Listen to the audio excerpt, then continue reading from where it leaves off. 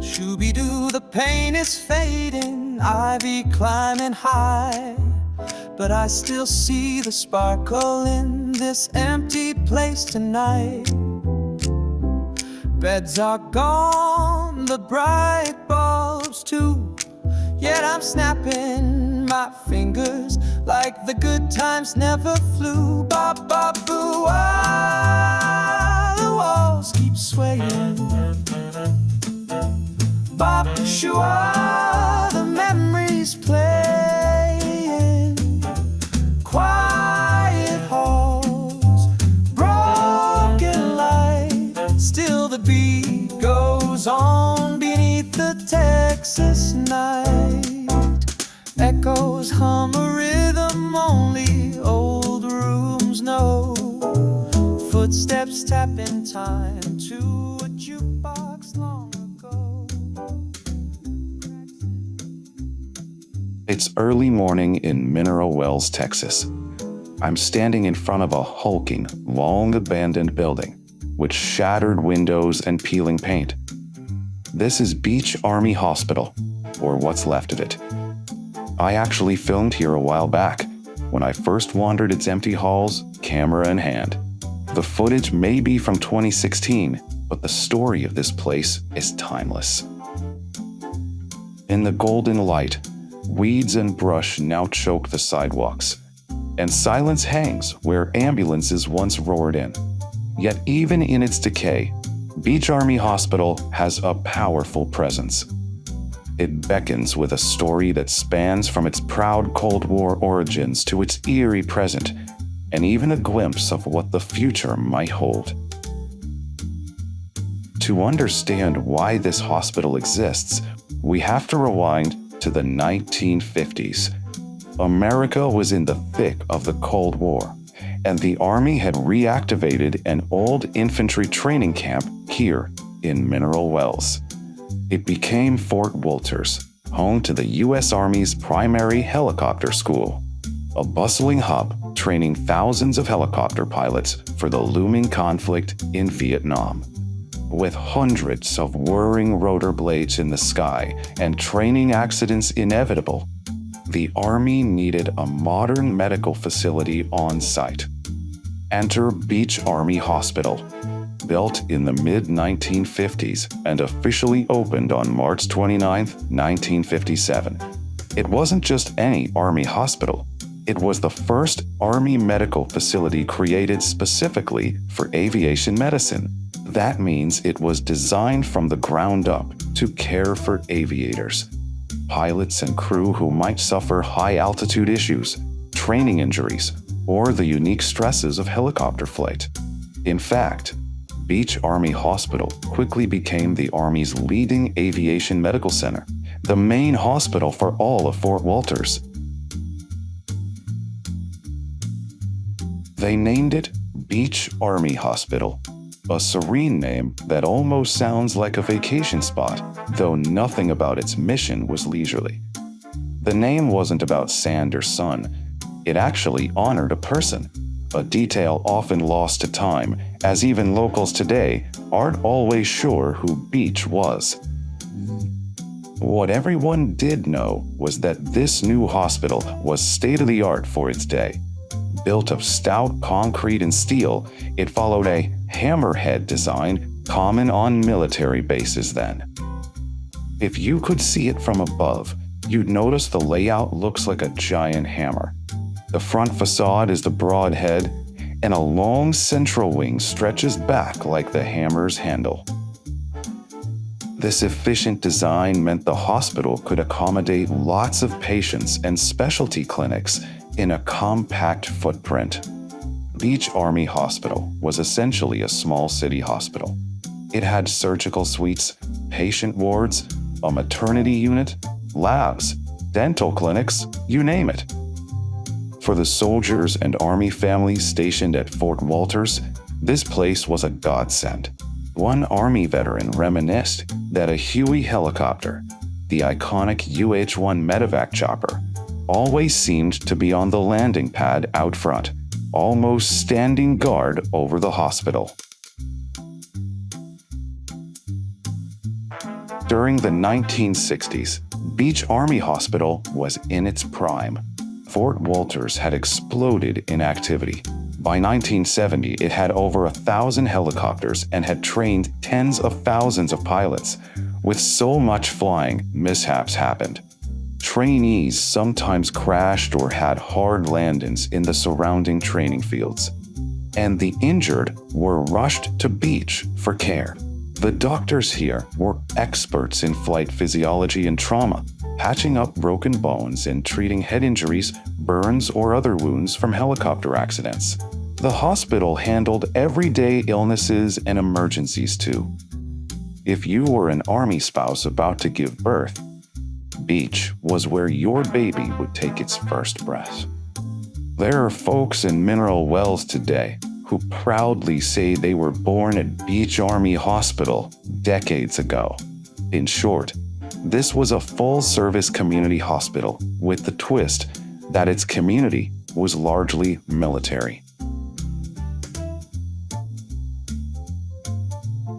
Walking the halls back then, you'd have seen a mix of uniformed Army medics and nurses, possibly even Vietnamese and Allied trainees, as Fort Wolters hosted international students. You would hear helicopters thumping in the distance and occasionally see a pilot in a flight suit sitting in the waiting room for his checkup. The hospital even had specialized equipment for aviation medicine. For instance, they likely conducted altitude chamber tests and inner ear exams for pilot dizziness. Beach Army Hospital was on the cutting edge of keeping pilots healthy and flying. The Army took such pride in this that Beach was touted as the leading aviation medical facility in the nation in its day. One can imagine the daily dramas. A trainee pilot with an arm in a sling after a helicopter hard landing. A nervous first-time mother going into labor in the maternity ward. Doctors drilling on emergency simulations to handle mass casualties if a big crash ever occurred. The hospital staff were not just treating patients. They were pioneering what Army aviation medicine would become.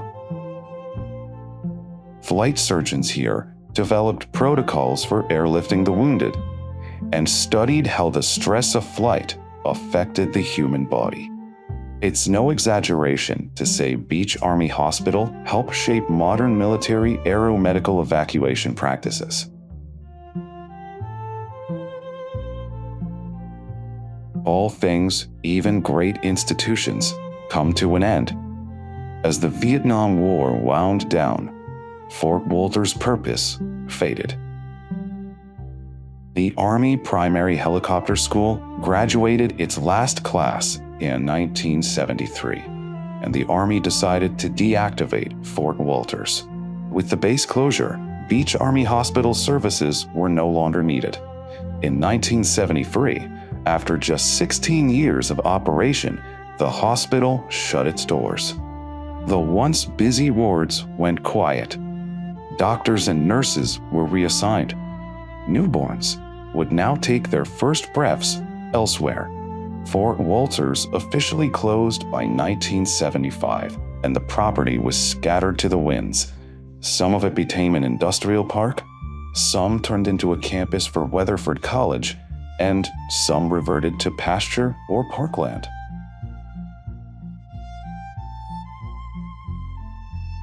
But what about the hospital building? It didn't get a new mission. For a while, there was hope it could serve the community.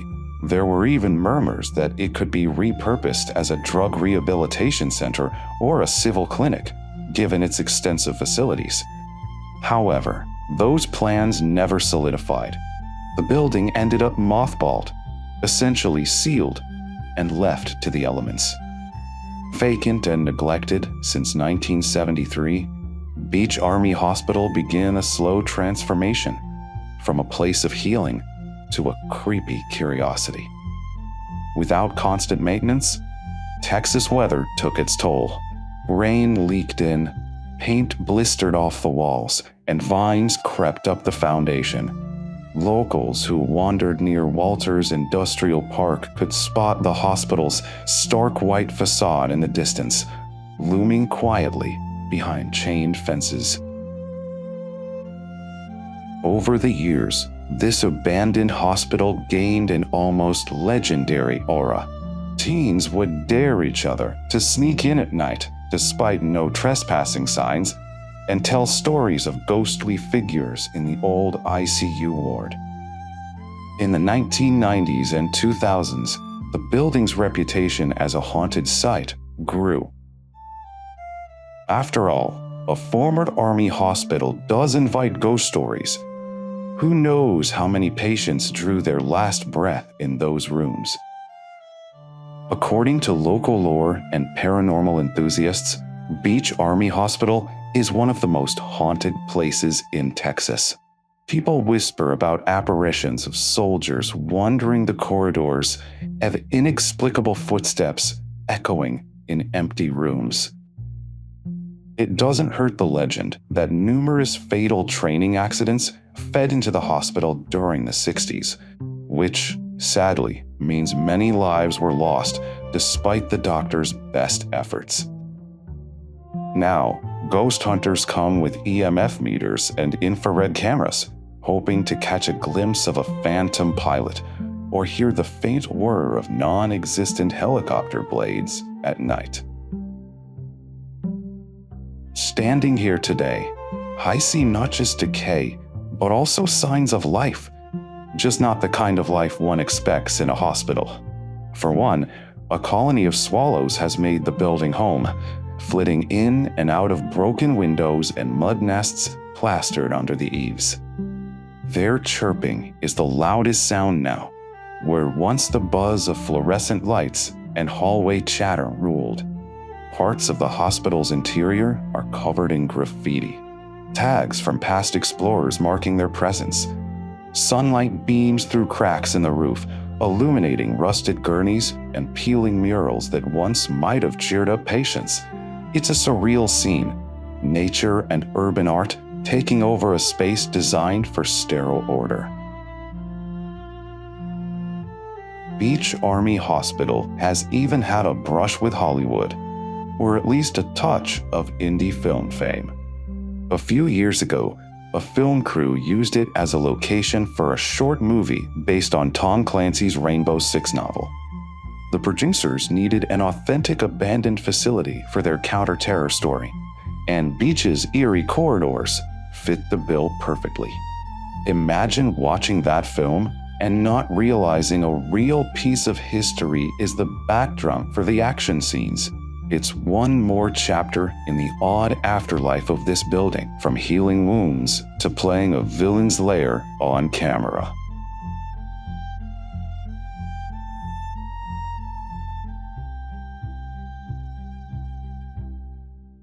So, what's next for Beach Army Hospital? That's the big question lingering over this skeletal building. As of now, its future remains uncertain. The city of mineral wells and various owners over the years have considered multiple options, but taken little action. Renovating it into something new would cost a fortune. The structure is huge and has been rotting for decades. Not to mention every room would need a top-to-bottom overhaul. For a while, there was talk of demolition, as some saw it as an eyesore or even a safety hazard. However, tearing down such a reinforced concrete behemoth is also very expensive. And so Beach Army Hospital sits in limbo, too proud and costly to save, yet too sturdy to easily remove. Some optimists in town have daydreamed about turning the hospital into a specialty school, capitalizing on the need for trade workers and specialized careers. After all, Mineral Wells has another famous fixer-upper, the Baker Hotel, which is finally being restored. Could Beach Army Hospital ever get a similar resurrection? Not impossible, but it would require a champion with deep pockets and a vision. Perhaps a veterans organization or a creative developer might one day step in. Until that day, the building largely belongs to the elements. For now, Beach Army Hospital stands as a colossal time capsule. Its halls now silent, once echoed with the footsteps of medics and the cries of the wounded. Its walls now canvas for graffiti, once witnessed moments of despair and triumph, from the joy of a newborn's first cry to the grief of losing a comrade. Every peeling layer of paint conceals a layer of history. Walking through today, I felt a strange connection across time. In some places, old signs still hang, like arrows pointing to the cafeteria or surgery wing, letters fading but still legible, as if waiting for staff that will never return. It's poignant and fascinating all at once. As I wrap up my exploration and narration, I take one last look at Beach Army Hospital. In the soft evening light, the building's facade casts long shadows on the ground where Army ambulances once lined up. This place was born to serve a war, and in peacetime, it was left without a purpose. Yet it endures, capturing the imaginations of history buffs, ghost hunters, urban explorers, and weekend warriors with airsoft rifles. Whether it eventually crumbles, gets demolished, or miraculously finds new life, Beach Army Hospital has already cemented its legacy in Mineral Wells lore. It's a story of innovation and abandonment, of how quickly the world can change around a building. And for me, having walked its empty corridors and learned its history, it's a story I'll never forget. A story I'm thrilled to have shared with you.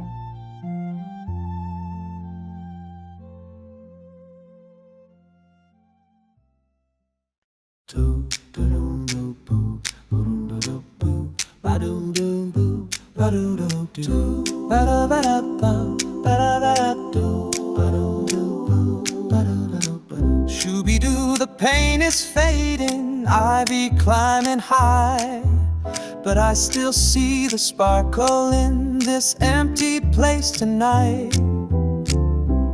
Beds are gone, the bright bulbs too, yet I'm snapping my fingers like the good times never flew. Bop, bop, boo, ah, the walls keep swaying. Bop, shua, the memories playing. Quiet halls, broken light, still the beat goes on beneath the Texas night. Echoes hum a rhythm only old rooms know. Footsteps tap in time to a jukebox long ago. Cracks in the plaster sing a harmony line. Spin me back, baby, to summer '59. Bop, bop, boo, ah, the walls keep swaying. Bop, shua, the memories playing. Quiet halls, broken light, still the beat goes on beneath the Texas night. Ooh, I feel the night breeze swing. Every corner wants to sing. Clap along, move your shoes, let the past light up the groove. Bop, bop, boo, ah, the walls keep swaying.